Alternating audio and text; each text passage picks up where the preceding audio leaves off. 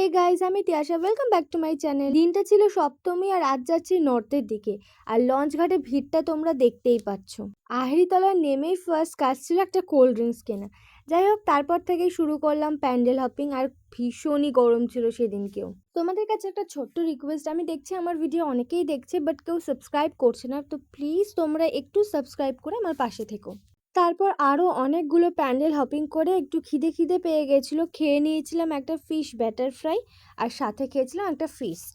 আর সেদিনকে কি হয়েছিল জানি না, মানে অল্প হেঁটেও মনে হচ্ছিল পায়ে খুব ব্যথা হয়ে গেছিলো, তো আমরা একটা খালি প্যান্ডেল দেখে সামনে ফ্যান দেখে বসে অনেকক্ষণ আড্ডা দিয়েছিলাম।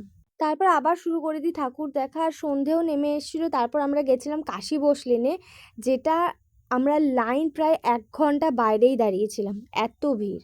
প্যান্ডেল থেকে বেরোনোর সময় সবাইকে একটা করে মিষ্টি দিয়েছিল, যেটা খেতে দারুণ ছিল। কিন্তু এই ঠাকুর দেখার পর আমরা এতটাই ফ্রাস্ট্রেট হয়ে গেছিলাম, আমরা বাড়ি ব্যাক করেছিলাম। ব্লগ ভালো লেগে থাকলে please do like, comment, subscribe.